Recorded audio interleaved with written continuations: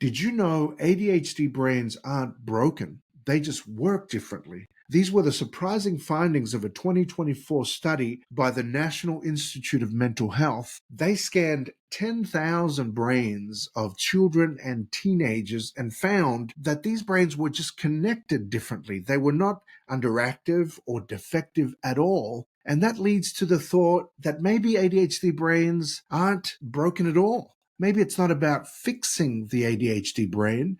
It's about creating the right conditions for these brains to thrive. Today, we're going to be talking about ADHD because it is a subject that's very close to home for us. And Gail, right off the bat, I wanted to ask you, when was the first time you ever heard the term ADHD? It was when my daughter Clancy was in kindergarten, and the teacher needed to have a conference. So we went and talked to her, and she said that Clancy was having problems focusing, and I didn't think anything of it. She explained what that entailed. Clancy was in a small group, and she was listening to her small group, but she was also listening to another group that was across the room, and she was answering questions in both groups out loud. She couldn't stay focused in her one little area. The teacher explained to me that she may have ADHD. She was a little hyper, but we didn't think anything of it. Most kids are hyper. But the teacher explained to us she may have ADHD, and that was so foreign to us. We'd never heard that term before. So did you see any of it at home, or do you think it was just something that played out at school? We probably saw the symptoms. We just weren't familiar with them. Yeah. We had no idea what that term was about. And so I said, how do we deal with this? She said, you have to talk to a child psychologist to get a true diagnosis. So that's what we did. But it was a complete foreign term to us. Yes. And a foreign situation to us. We didn't know of anyone that had ever been diagnosed with ADHD. When you first heard about it, did you feel it was like a negative diagnosis for Clancy? No, but the teacher encouraged us to get her help because as she matured, as she got older, with harder work, then it may be more difficult for her to stay on task and to do well in school. So we did what we felt was necessary according to the teacher's direction. And so we sought help from a child psychologist, really, really good. And she went through extensive tests, a computer tests and everything. And the doctor said that she was off the charts with ADHD. Wow, she had it really bad. She had it really bad. She was one of the worst cases he had ever seen. But he said, no big deal. We'll put her on some medicine. She'll be fine. There wasn't a lot of hand holding or anything like that. He saw her every so often to find out how the medicine was going, how she was reacting. And I think she did pretty well on it. She took it twice a day. Well, in the beginning, she took it once a day, and then she was having trouble doing her homework. So we got a small dose for the evenings for her to continue doing her homework. It seemed to help her focus better. So it helped in some areas, but there were some other areas that were proving like more difficult with her as she went through the ADHD. Was she becoming more manic at times with her regulation? Well, she was. She had terrible mood swings, and we didn't understand it. We didn't know what we were dealing with. I'm not saying that as far as my child goes. I'm talking about the diagnosis. Yeah. It wasn't in our friend group or people that I knew. We didn't talk about it. I didn't know anything about it. I didn't know any books on it or anything. So I was just going by what the doctor said, what the teacher said, and he made it out like, with medicine, she's going to be fine. It's just a focus problem. Yeah. And so when the mood swings started happening, we took her back in, and that was about a year later in first grade. And they said she has bipolar. Well, I'd heard of bipolar. I was familiar with that and knew people that were very manic, even on medicine. So I doubled down on learning about bipolar because that was really, really scary to me. Yeah. Looking back now, I don't think she ever had bipolar. I think it was she didn't understand what was going on in her little brain. Yes. And we didn't understand, and we didn't know how to help her. Yeah. To an extent, I feel like we failed her. Well, not to an extent. I mean, we truly failed her in that we did not know what we were dealing with, and we did not think that it was a severe issue.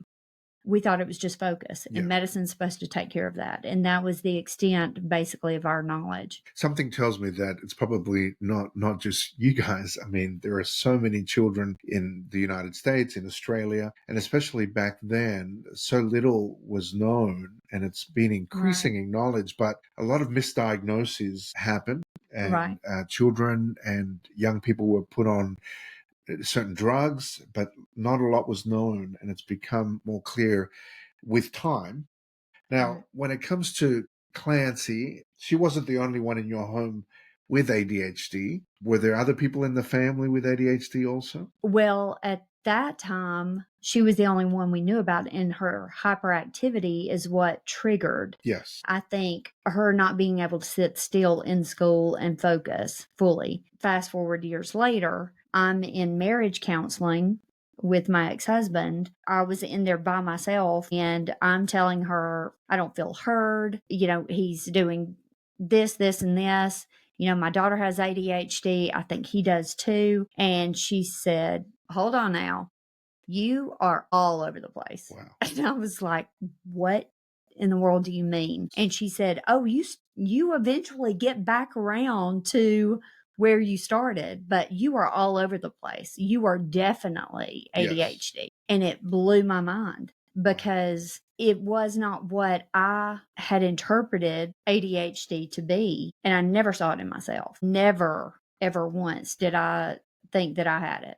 And this is what has propelled us to do this episode, because on the one hand, there's been too much diagnoses and children put on drugs. And on the other hand, there's been people that have gone undiagnosed with ADHD, even into adulthood. And adulthood ADHD is a really tricky one. Now, you said that Clancy was picked up because she was hyperactive. That's not typical for females. A lot of females are not hyperactive, and they can go through life as you did, and no one ever pick up on the fact that you may have had ADHD from childhood.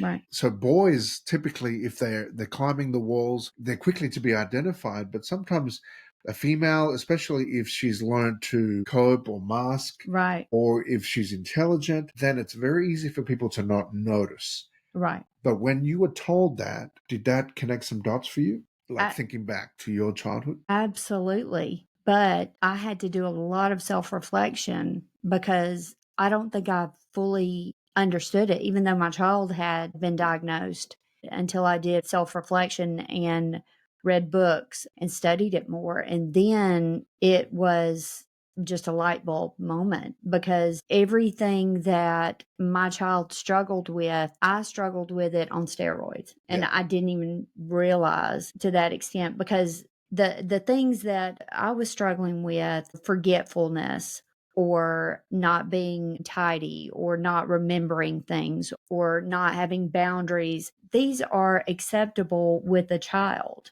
as a child is growing up. And if an adult is not motivated to clean up or is depressed or something, you consider them lazy. I was very depressed. I was unmotivated. There were so many things that I was going through life beating myself up about. Yes. That finally made sense. Yeah. So was it kind of a relief to connect those dots? It was, but the relief truly came a couple of years ago, not back then. Okay. But a couple of years ago, when I went to a doctor to see if I could try Adderall if I was diagnosed. And I had, it was a loose diagnosis, not with a psychologist like my child had gone through. But I feel like there's no doubt. So I tried Adderall, and it did help me focus. Yeah. Yeah, and we're going to get into some of that in just a minute, the different things we can use to cope. What I wanted to talk about is some of the experiences that we've had together and the obvious things that I guess I've seen in you that have shown that you have ADHD. But what about when it wasn't so obvious? Because we've been together 4 years. Yeah, no, We've in been married. reflection now. Yes, Yeah, reflection wasn't now. obvious at the time. Yes, but I've only been diagnosed a couple of years. Yeah, So yes. So it wasn't obvious to me at the time, but now looking back, these were clear signals. And we're going to share these things because we feel like maybe for you, maybe you've never thought about it before, and realizing that ADHD is not an illness, it's a disorder and it's a spectrum. So some people may have it stronger than others. Some people may be very acute. Other people may just have some symptoms. And this might shed some light because Gail has a number of things that started to happen early in our relationship that really didn't make sense to me at the time, but now they do. For example, I thought it was just a quirky kind of gal. we were at Our first date.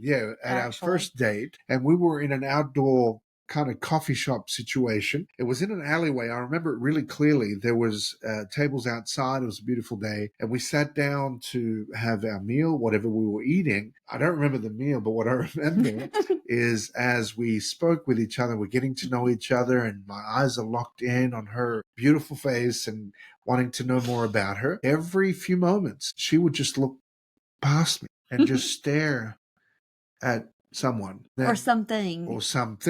At the time I thought she was just looking beyond me at someone behind me, so I'd turn around and there'd be someone there or some person I was on a thinking, what are you bicycle. doing? And so at first it wasn't a big deal, but after a while it just kept happening.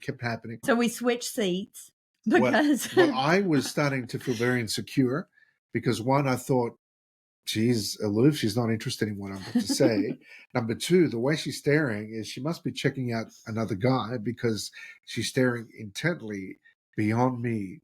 So I started to get insecure and I brought it up. And yeah, we swapped seats because she was facing, I guess, where there was a lot more people, but it just kept happening, I guess. And like I said, at first it seemed like she was disinterested and looking beyond me. But now in reflection, we call it squirrel. What was happening at that moment? I don't know. It could have been a person and I liked their clothing. It could have been a leaf blowing. Yeah. It could have been a pretty color, a shiny object. It could have been any of the above or something else. So what do you call it? Squirrel. Squirrel? Yeah, squirrel. Squirrel. Squirrel. Okay. Why do you call it squirrel? I think it comes from a movie and It's like squirrel. I think they're, one of the characters, I can't remember, but that's what we've always called it, a squirrel. So if there's any stimuli of any sort, any change, any bright light, anything will just distract you in that moment. Anything. At any moment. It doesn't matter the situation. Yeah. It doesn't, if my mind cannot stay focused necessarily here, it may go here, there, everywhere. And it is, I guess, a relief to realize that she's interested in me and that she's just getting distracted by those things.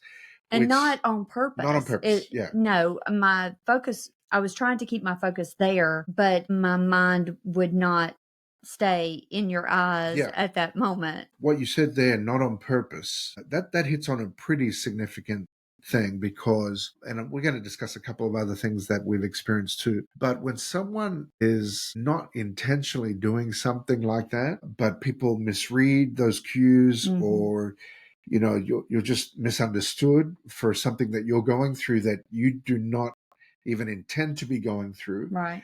That, I think, is the conflict for someone with ADHD through school, through adolescence, even in adulthood. When you are well-meaning and you are not choosing to act a certain way, it is your brain wired that way. When someone comes at you or someone puts you down, you immediately start feeling sad thoughts because that was never the intention. Right.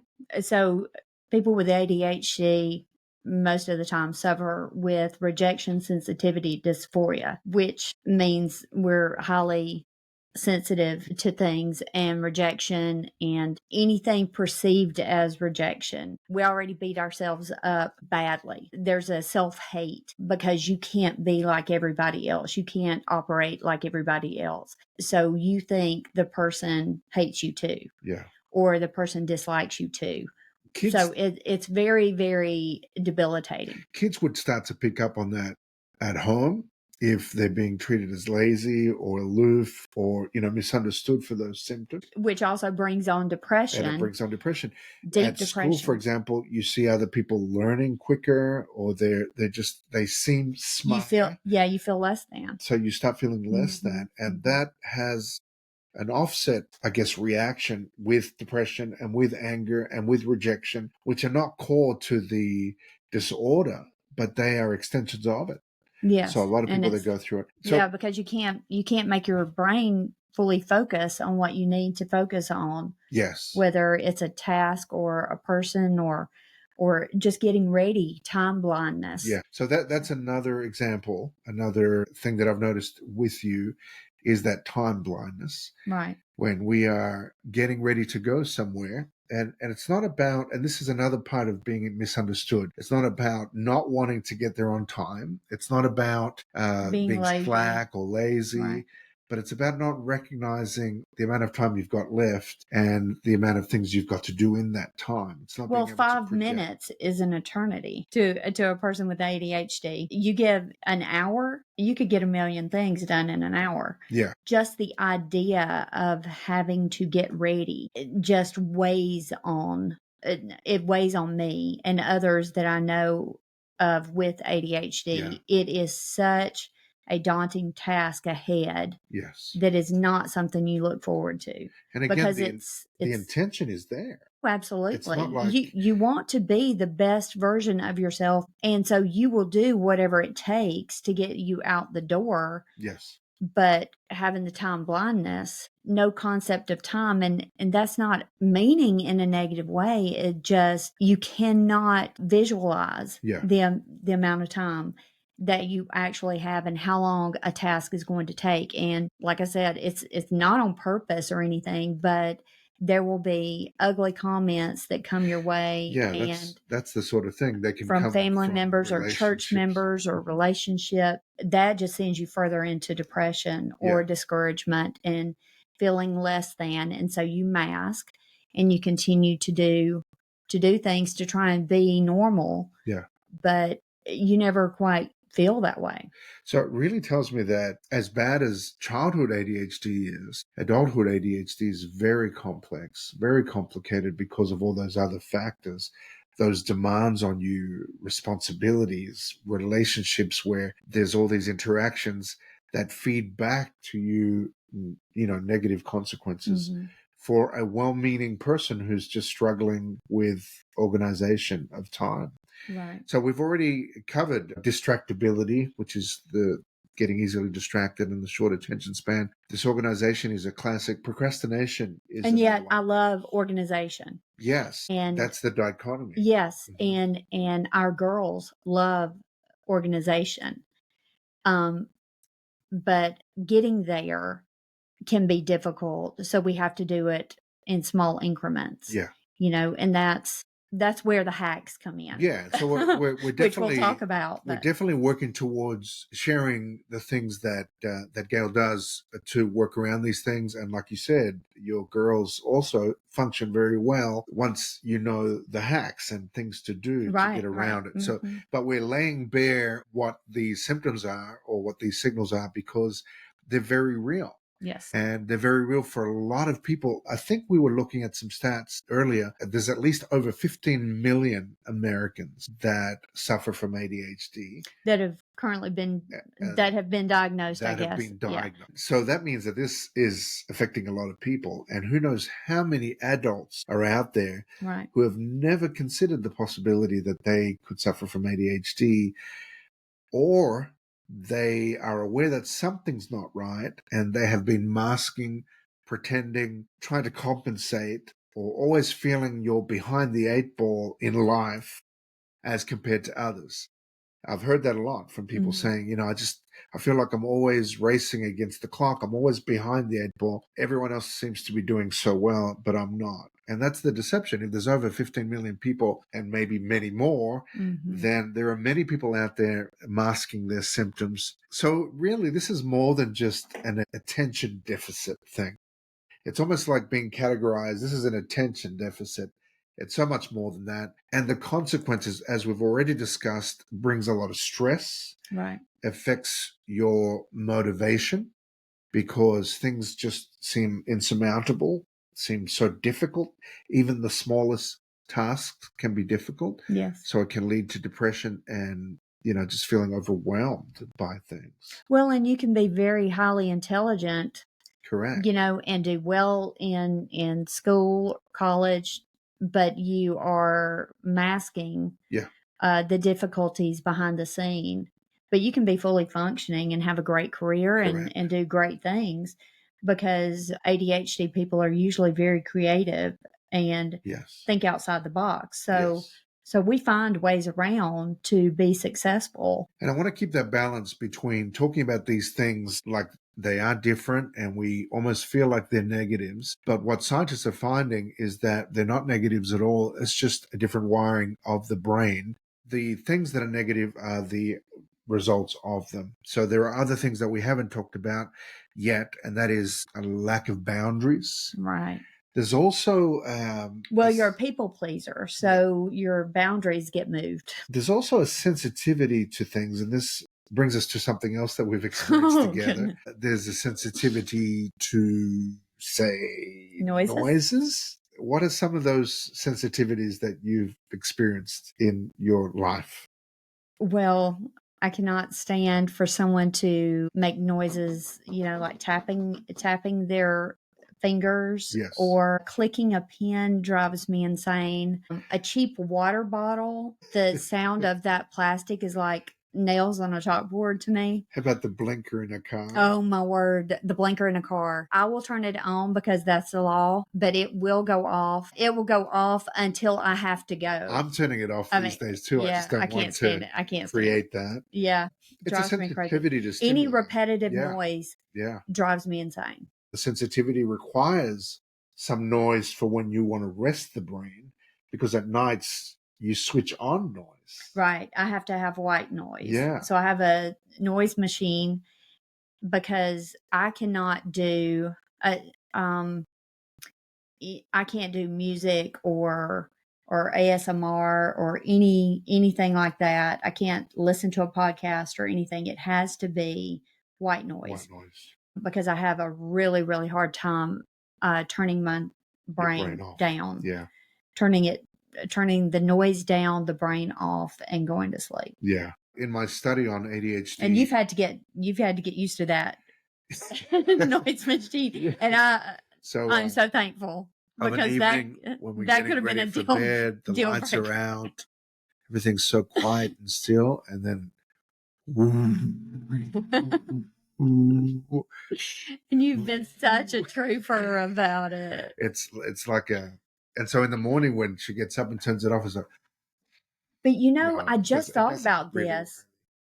I just thought about this when I was a child. Yeah. I had to have a box fan. Yeah. I had to have a box fan to go to sleep. And when we first met, I had a box fan. You had a fan? And I've always, my entire life, had a box fan. And so I probably had ADHD as a child because I know I had trouble staying awake when I would read and things like that, and just never realized it. But I just remembered about the box fan. So these are the lighthearted things. Are there any other things that I'm forgetting? Things that you've done? I was going to or things that you've done, that like I've smack. done that you reacted. Oh yes, another one of those noises is when someone is smacking their lips when they're eating, and apparently I smack my lips when I eat. At least I used to. Once I realized, I've quickly put a stop to it. So that's another thing that can bother me. One thing I have been told when I was at my previous job, it was a corporate America job, but we were standing in the office up front for someone's birthday or something. I had on open-toed shoes, and couple of the ladies started giggling and pointing to my feet. I was like, "What's the deal?" They were like, "Your toes are moving." And I looked down and I wasn't even aware, but my toes constantly move like this. Yeah, they do. And Yeah, they do. And look, and you have noticed. Oh yeah, I've noticed when she I'm speaks. texting. I mean, you guys may have noticed already too. If she's speaking, like there's just these little twitch fibers. When you're texting, she's texting someone, and I can With my toes I as can well see as her my fingers. toes going with her thumbs at the same time. I almost feel like putting like a keyboard at your feet to see whether it types out a message. That would be Hey, interesting. now Uh, there's But productivity. you do have a connection with your brain and your fingers and toes. Right. Yeah. I have a thing with doing my foot like that. Oh, You yeah, know, just you- swinging my foot or tapping my foot. Yeah. It's not like making noise tapping, but just moving it. It has to be moving. Yeah. Well, I'm not even aware of it. No, It moves and I'm not even aware. Yeah, you've got this kind of Just nervous yeah, twitch. yeah. So all of these things are signs of ADHD. They're very common to people with ADHD, and they're kind of lighthearted and funny. But sadly, not all of the results of ADHD or the consequences are funny and lighthearted. They have caused some pretty serious things. Mm-hmm. So, what were you gonna Big say? time serious things. Yeah. One of the things that I just saw on my This is my ADHD in real time. in real time, sorry. Go ahead. Talking too much. Or interrupting. Or interrupting. Yeah. Yes, that is a problem. We deliberately did that interrupting to give you a demonstration. We are sensitive to interruptions, but we will interrupt others, not to be mean or disrespectful, but it is to empathize or tell a similar story or let the person know that we are engaged with them, we are empathizing, we are on board, we're seeing the same. This is an on the same interesting one page, because I'm a huge empath. Yeah, it comes again from a good place, and yet people with ADHD get classified as being Rude or disruptive. No, talking too Oh, much, talking. Yeah. Or so and so. Well, and we beat ourselves Yeah, up and they're a think that we've talker. talked too much after an event or something. And it's interesting to realize that if it's coming from a good place, and then people are going, "Wow, she's a talker," and they can categorize a person. Imagine the cognitive dissonance or the clash of thoughts when you are trying to empathize, when you're trying to stay with the conversation, you're trying to engage, only to be told that you talk too much or that you're rude and interrupting. It's no wonder with all of these misunderstandings of someone with ADHD, it can become pretty serious. Well, when I come away from a conversation, I myself will say, "You talk too much. Yeah. You shouldn't have told certain things. You overshared." That's another ADHD thing. You overshare. And we were just talking about this. You overshare because you want to be truthful about something. But then because you're oversharing, it looks like you are trying to overcompensate because you're lying. And that's definitely not the case. I'm an extremely to a fault truthful person. Yeah. And so then I'll go away and beat myself up. So no one has to say a word to me. Yeah. I am going to be pained by self-hate or self criticism. That's the word. Self-criticism immediately. That's just my mind will automatically go to negative, and I have to try to shut it down. We talk about it, I guess, in a lighthearted way to do with the podcast and how to kind of take a story or an experience and share a portion of it. And Gail's tendencies, she wants to kind of take it back further to an earlier start or a bigger picture, and we're kind of too many details. Yeah, with all the details. Yeah. But honing in on But then it can really throw you after the interaction. For example, when we went to see a well-known speaker a few months ago, Lisa Harper. Yeah. She was very sweet in meeting people after the talk, but you thought that she had misunderstood you, or she what was that experience? It was such a very painful night. We went, had a great experience. And you encouraged me to go up there and meet her. And so our daughter was standing to the side and she needed to go to the restroom or something. And so I was looking past Lisa that was talking to another fan, looking past her to our daughter. And I was like, do you want me to cut this short? It's taking a while. Do you want me to cut this short? And our daughter was like, no, stay. It's fine. Well, Lisa moved over in front of me, like she put her back to me. Yeah. And I felt instant rejection. Yeah. Oh my gosh, she saw me. She thinks that I was saying she needs to cut it short. Yeah. And that was not what I meant. And so then when she finally turned around, I was a bundle of nerves. Yeah. And I said, I don't know what to say. And I just started crying. And she thought that it was because Of meeting her. yeah, like I'm a super fan or something. And I am a fan, but I don't get starstruck. It was, I felt humiliated at the thought that she might have seen me and felt ugly toward me Yeah. or thought that I was doing something ugly. So the rest of the evening, I felt destroyed inside. And then when we came home, I had a complete meltdown. Yeah. And wanted so badly for her to know. Yeah. And I mean, she would know who I Yeah. was, in a sea of people, but this highlights to it me, just destroyed my soul. it highlights to me the impact It's so of deep. an ADHD person, sufferer. It's truly a suffering in many ways, because you do have that rejection sensitivity, you do have the feeling misunderstood, you feel less than, and then it leads people to self-sabotage. It can lead some people to addictive behaviors to try to self-medicate, and sadly it even affects people taking their own lives. And we're just talking about that. Do you remember some of those stats that 4 times more likely to attempt. For someone who has ADHD? Yeah. And that's across the board. And that's not a direct ADHD consequence of the disorder that you would want to take your life, but it's a consequence of all of these other things that we've been talking about. As funny as they may seem, they're all cumulative on a person with ADHD. Right. And sometimes they can happen over a long period of time, through childhood, teenagehood, eventually adulthood, and you've got a lifetime of these things just eating away at your self-worth. We want to just demonstrate that this is not a negative thing. This is something that has reasons behind it, and this is something that should not be attached to self-worth. Right. And yet it is. We feel like we need to discuss, where it comes from.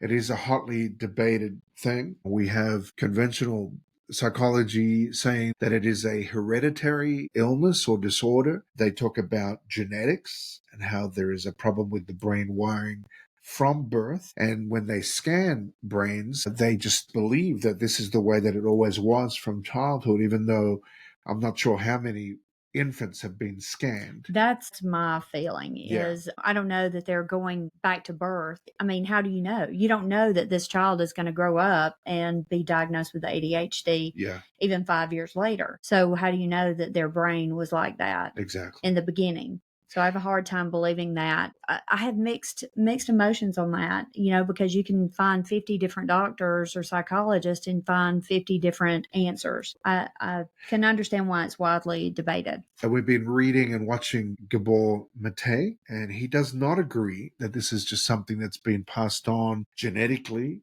He certainly feels that it's a real thing. He's experienced it. His family members have experienced it, but he believes that it's something that is a result of trauma in infancy. That's what I feel like is the deal with me and my children that have it. I think that it was a survival tool. Yeah. Our bodies went into survival because of the toxicity and chaos and abuse and various things that happened in our lives that resulted in our brain going into survival mode. Yeah. And it was just a mechanism. I don't believe that you are stuck there.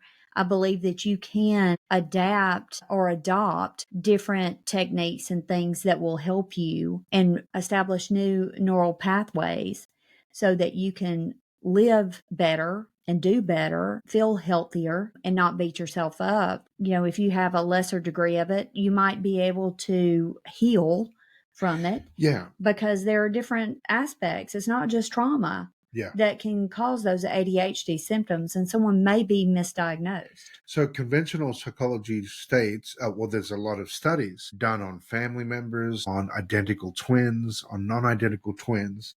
They will study a twin that hasn't been raised in the same home as the twin, and they will exhibit similar things. So there is a connection genetically somewhere. We can't deny that. In fact, Dr. Mattei, his own children have ADHD, and so does he. That's very typical for a parent to have it and then the children to have it. There's a high percentage of that. I think it's 50 or 60% of children of an ADHD parent having the disorder. So there's some sort of link. Well, that makes perfect sense, because if you are chaotic in your mind and you're operating that way, then you're going to create that type of environment for your children that you are raising in that environment. That's true. And the lack of boundaries. The lack of boundaries and all of it. The structure, the mood swings, the disorganization, all of that, those children are in that environment. So it's a nurture, right? Or a nature.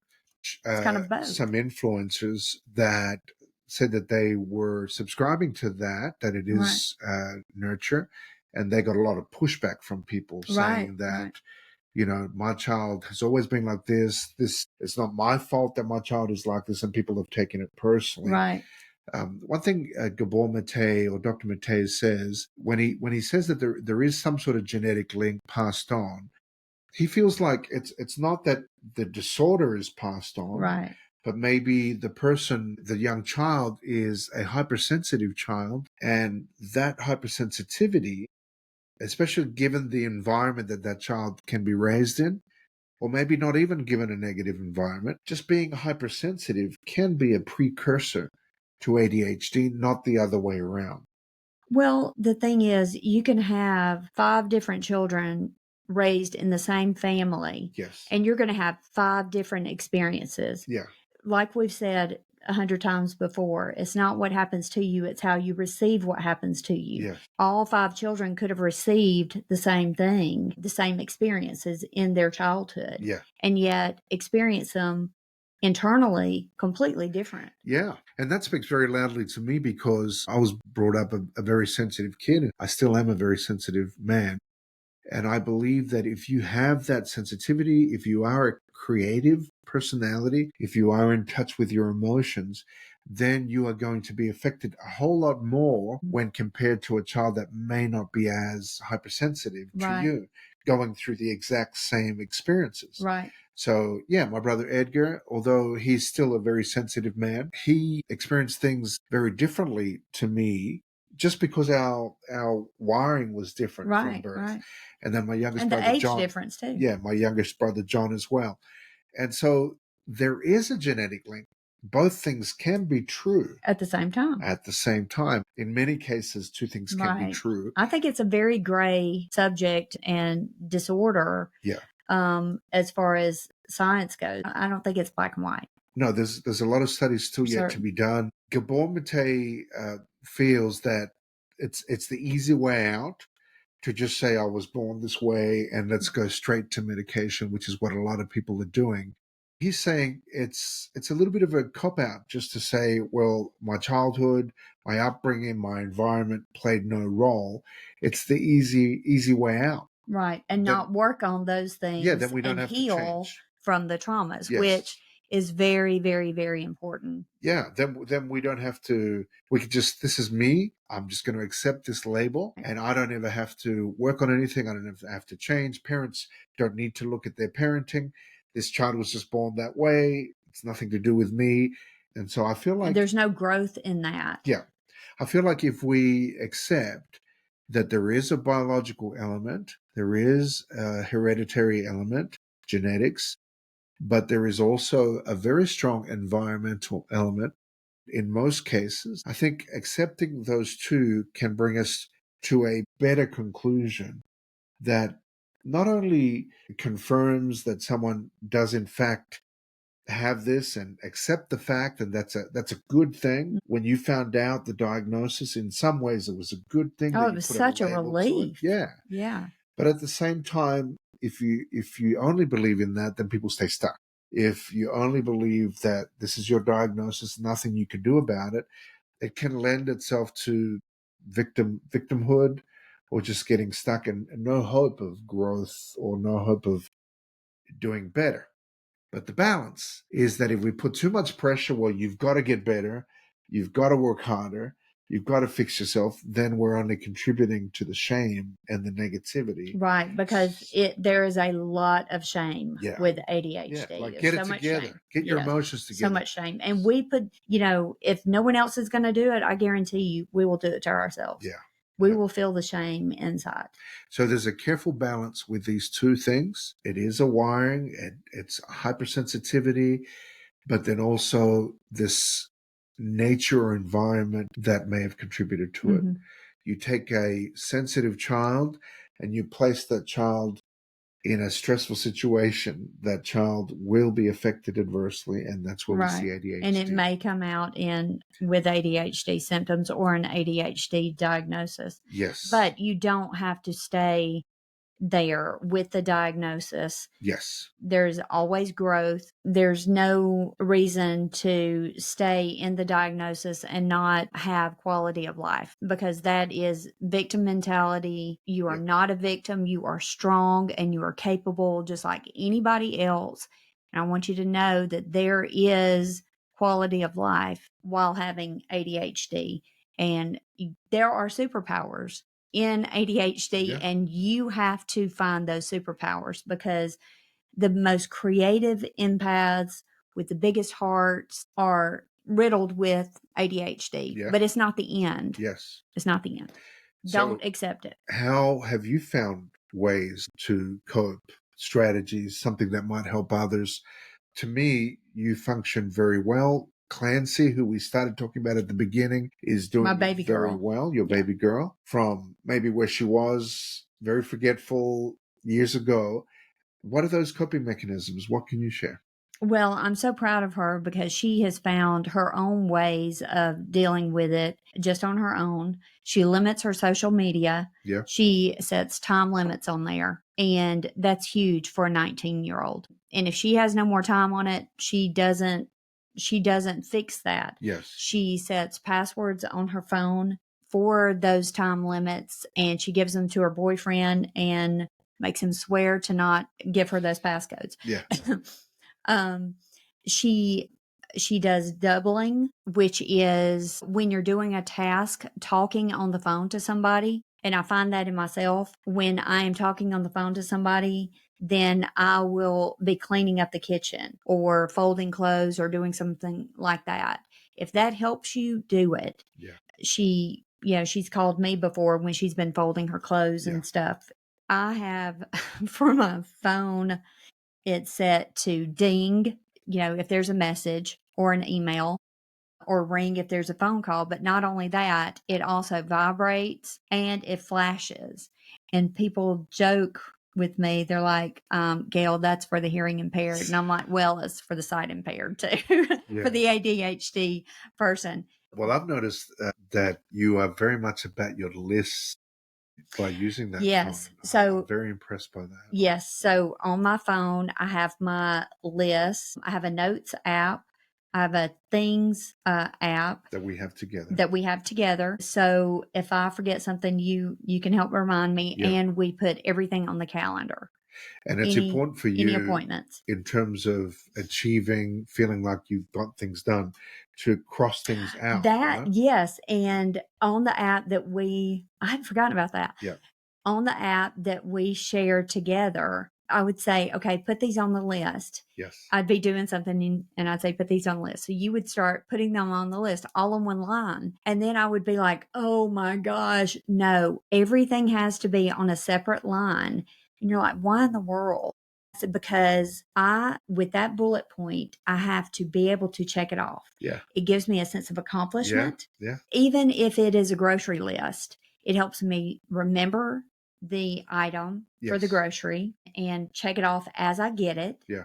But then I also see it at the end of the day. I went to the grocery store. I got these 10 items, and Yes. it's a sense of accomplishment. So it helps with my dopamine. Yes. Yes. Then when it clears overnight, then my new list is ready. But each individual thing that I've accomplished for the day, and if I accomplish something that I didn't have on my list, then I put it on my list and I check it off. Yeah. And it has helped me so much feel better about myself. Also, self-talk. We've talked about that in a couple of the episodes. Yes. Saying good things to yourself, giving yourself grace, laughing at yourself. If you do something silly, like you forget your keys or something, just say it was silly. But don't beat yourself up. It's not the end of the world, and you are still a good person. Don't beat up that little kid inside of you. You know, that's what you can do. You can think of the person inside as a little kid, and you are being ugly to that kid. What you're trying to do is disconnect it from the self-worth. Yes, you're trying to disconnect it from your self-worth, and being kind to yourself out loud instead of negative to yourself or ugly to yourself out loud makes all the difference in the world. Yeah. I'm telling you, that has been the biggest game changer in my life with my self-worth, is just being kind to myself and saying kind things to myself. Because words matter. And they matter. Yeah. They really, really do. When you check things off, way to go, Gail. Say it out loud, because you are creating new neural pathways and you're affirming your self-worth as you are saying those good things to yourself. Yes. Some other things, let's see. Well, I notice you leave things at the door when you think of them. Right. You like to take action. Like if something comes to mind, you're not going to put it off, because you know that if you put it off, it may never happen. So you've learned that discipline. If I think about it, I'm going to do it now. Right. If I've got this here and I'm going to need it for a trip, I'm going to put it at the door so that it's there sitting in front of you. These are coping mechanisms that help you function very well. Exactly. Or, go ahead and put it in the car if it's not perishable. Yeah. But that is a game changer. And let's see, limit your time on social media. This is a biggie. When you wake up in the morning, studies have shown it will change the trajectory of your day. If you wake up and you get straight on your phone, that is definitely a no-no. The best thing you can do when your alarm goes off, and I'm guilty of hitting the snooze, getting up. If it's just to go to the restroom, get up and do not mess with that phone. Don't take that phone with you. Mel Robbins has a 5-second rule. When you wake up and you think, "Oh, I don't want to get up," then count to 5 and get up anyway. 5, 4, 3, 2, 1. Yeah, 5, 4, 3, 2, 1. Get up anyway. Before you talk yourself out of it. Before you talk yourself out of it. I also want to honor the fact that you're very careful with what you eat, because you've recognized that there are things that affect you adversely. So I know that you abstain from gluten as much as you can. You try to stay off sugars. You try to stay off processed foods. Dairy, corn. There's a number of things that you choose to stay off. And this is a choice not only for your physical body because you pay a price, but these are known issues mentally. Right. Like too much soda, for example, or too much processed junk food. Right. These are all negatives when it comes to ADHD. It is so bad for the brain. Yeah. Gluten is horrible for your brain fog and everything. And if you have menopause like I do, that's a double whammy. Yeah. Sugar, very bad. It gives you the high, but then you have a low. Your blood sugar, you have the dopamine hit, but then you're going to have your low. Yeah, I was thinking Gabor Mate, but I think Dr. Amen, who's the doctor that scans brains, that's what he's known for. He said that he cured ADHD. He actually said he cured, even though he acknowledges that it's a biological thing, he cured 70% of kids that came to, or parents that brought their kids to him, just by encouraging parents to make better choices when it came to diet, to get them off sugars. I believe it. 70% of kids, he said, were cured as a result. What I was going to say right here is that you are a top producer in your industry. You're a realtor. You you function very well. You have, we're just looking the other day at all the properties that you've sold and all the clients you've had. And that's testament to the way that you figured out all of these little tricks and tips and hacks, as they call them, and found a way to be highly successful and highly productive, even though you have ADHD. And when you talk about superpower, the superpower in you is that you are such an empathic person. Like your clients see you. I mean, just the other day, we were talking to a client and she was just telling you how amazing you've been in journeying with them, not just in buying a house or a property, but just caring for them. She's going through a lot of health issues. And so what is supposed to be a negative, this sensitivity, this, these emotions, you've turned into a real positive in the way that you treat people. And that's what we're talking about, a superpower.